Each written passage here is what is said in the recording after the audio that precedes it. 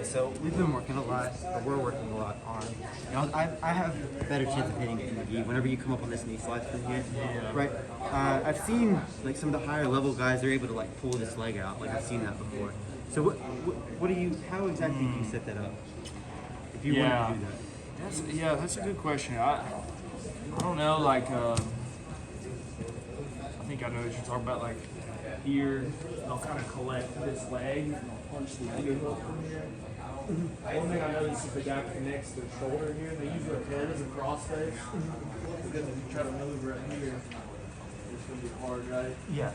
Yeah, I noticed if they're up on their elbow here, they'll do like back take. That's cool. Stuff right here. Yeah.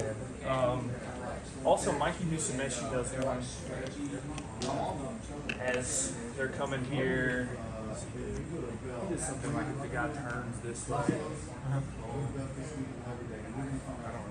He kind of does like what you said. He'll take the leg out and he'll like chain it to some sort of crab ride position.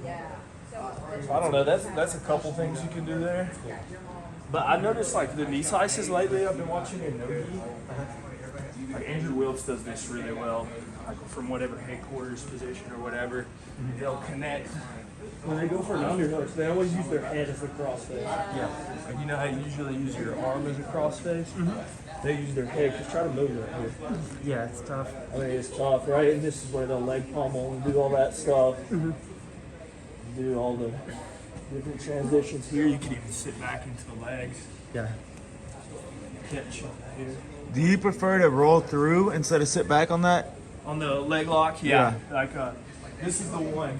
If you lay down, like if you get into a leg drag, for example, I've been hitting this one a lot here. And instead of just throwing the leg over and sitting down, let's turn this one just a little bit. You throw the leg over and you spin towards the foot. You catch here. And if I can stop that rotation of the leg, I'm going to catch him on the backside there.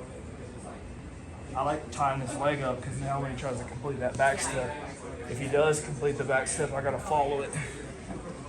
And then get on my shoulder. I get on my shoulder and my hips come to the side of his leg. That's how that's good. Yeah, that's a good one. Because the backside finishes, the guy can't fight you in the hands. Yeah. Well, I didn't even know what I was doing. I rolled right into the saddle. I just gave it to him. Yeah, if you don't know, like I went against Lucas Barboza. He hit me with a body. That's another passing stun, the body lock. This is a good one. So if you're playing here, and you're like hand fighting, if you can like open like this, because now you can only go that way. You come into the body, you start getting over the knees. And now if I can set up that head crossface here, see what I'm saying? Then I can leg pommel. Now maybe I go back into the leg too. See how it's unexpected? Yeah.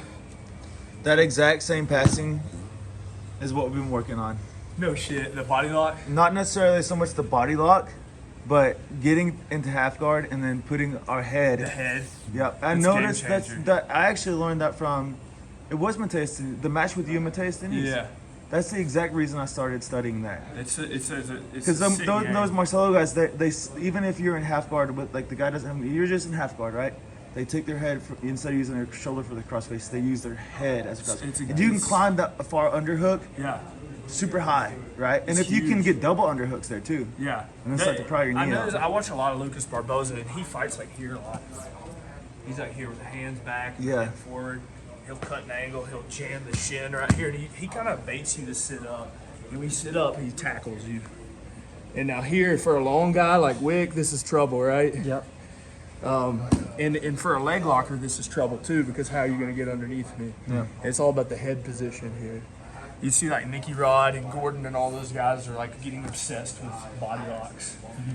I think it's just like you need a combination. Like you need outside passes, you need knee cuts, you need body locks, you need stacks. And if you can add leg locks on top, I see you guys going a lot for the diving headlock too. The diving headlock's a game changer too. Samuel kills me with that one. Yeah. That's a good one. So like if you just become dangerous like that, it's like unstoppable. But your body type, you're always gonna have one. Like you'll probably be really good at diving headlocks. You know, you probably already are. And where I'm going to be a little bit more of a body locker because I'm just a little bit stockier, you know? Yeah.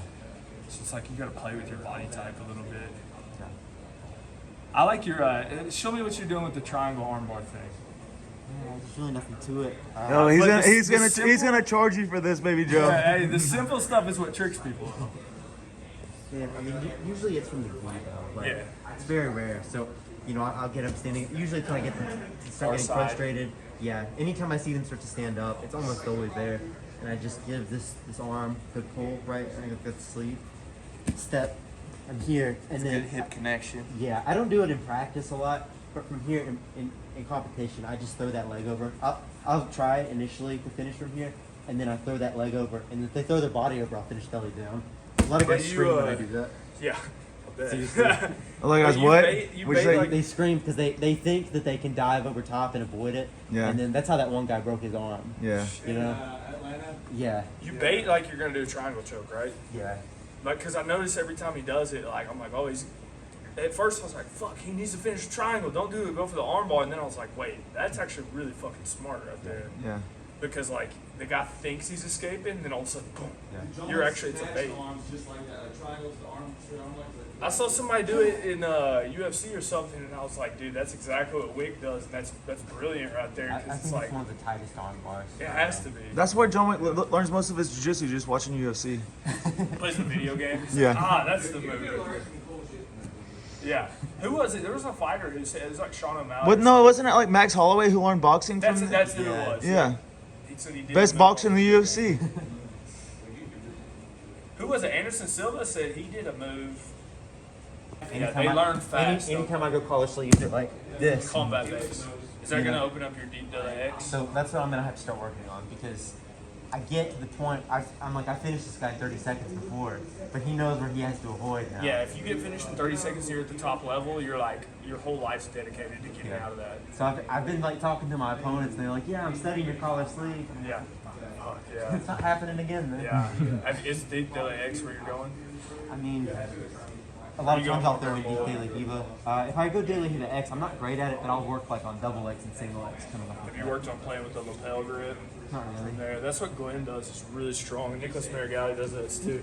They play collar sleeve. The guy like kind of tightens it up and he feeds that one deep. So he feeds the deep De La Hiva in. He feeds the X in, and then he tries to get the sleeve. Then he'll pull the lapel out and he grabs the lapel. I think through here or something like that. Then come up on a Grab single this leg. And they come up with single legs and Oh, stuff. okay. So up like this. Yeah, but they got the lapel. You know that lapel single leg is like overpowered. That's like 'Cause you can't scroll through it. Lucas Lepre Yeah. does that. Yeah, study that game, man. I think that's going to be like, Glenn gets a lot of people with it. Deep Delta X with the lapel grip. It's like better. Well, I don't really use the lapel grip much. I always go after the sleeves. Yeah. But when they keep the sleeve away, you have to go lapel, right?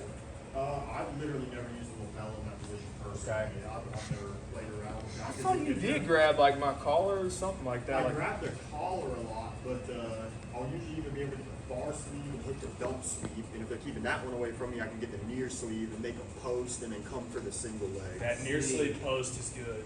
That Because near it'll sleeve be post. like a sleeve, like cuff grip, and then up at like the tricep armpit, and then just start leaning over to the side and get them to post their hands, and then just cut my base out and come up on that near leg. You need to check out Marigali's DVD. He's got some, it's real simple shit. It's that game exactly, you know. It's like- John Wade got a paycheck one time. It was like $1,000, and he spent $1,000 in BJJ Fanatics I DVDs. got Hey. tax returns back. And are you going to record this? Yeah. Okay, so whenever I'm in a gi and I'm trying to make like my bullfight grips and stuff on you, you're constantly pummeling your feet. So like which so say I'm trying to bullfight to this direction. Which way are you thinking about pummeling? So all I think about here is I have to have one foot on top of your wrist, whether it be this foot or this foot. This will dramatically slow you down. Most people have their feet like out here, Yeah. but if I just get one, and then go ahead, go to that side, so I can like move with you, and I turn my foot kind of sideways like this. And I'm constantly, I play a lot of like the no hands game. Yeah. So the other guy will get to use his hands, and the people will pass my guard during it. But I'm like really annoying with this, and I'll also play like, I'll play like one here, Yeah. here, so, and then this one, Mikey uses this one like bend down just a little bit more. If the guy's a little bit more upper body for it, I'll flick his. You feel how strong that is. Yeah. So you're using your feet. As hooks and connection points. In gi, I play more upper body guards. Yeah. In no gi, I'm more down here. I don't feel like guarding anymore. Yeah. It's starting to get me in trouble. You know, Well, I'm so good at Dude, escaping. I mean, honestly, I feel like your retention's very strong. Like you keep people on the distance. For guys like you and Glenn, I think it's all about not letting them get in tight to you. So, You know, because just your body type. Like if I'm gonna fight you strategically, I want to get into the body lock. I want to get in tight.